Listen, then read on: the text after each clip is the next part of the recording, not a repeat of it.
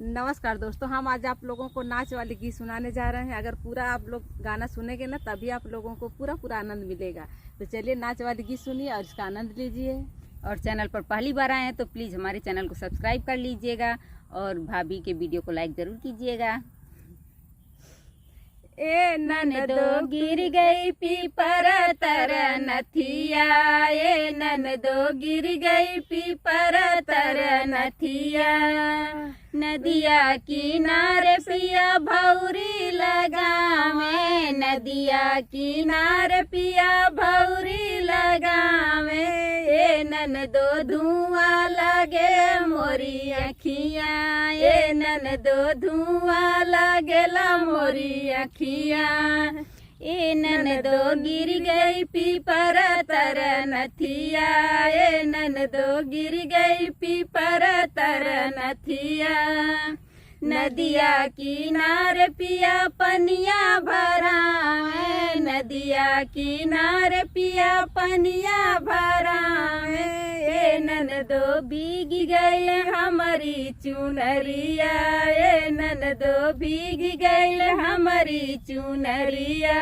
ए ननदो गिर गई पीपर तर नथिया, ए ननदो गिर गई पीपर तर नथिया।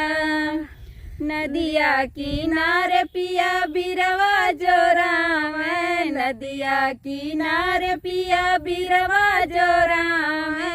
ए ननदो महक लगे मोरी नकिया, आ गई। ए ननदो महक लगे मोरे नकिया, ए ननदो महक लगे मोरे नकिया। ए ननदो गिर गई पीपर तर नथिया, ए ननदो गिर गई पीपर तर नथिया। नदिया किनारे पिया से जिया लगावे, नदिया किनारे पिया से जिया लगावे। ए ननदो टूट गईल हमारी खटिया, ए ननदो टूट गईल हमारी खटियावा।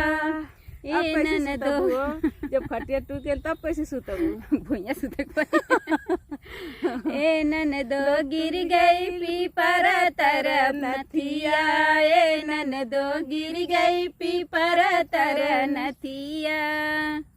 तो दोस्तों गीत कैसी लगी कमेंट में ज़रूर बताइएगा। फिर मिलते हैं अगले गीत में।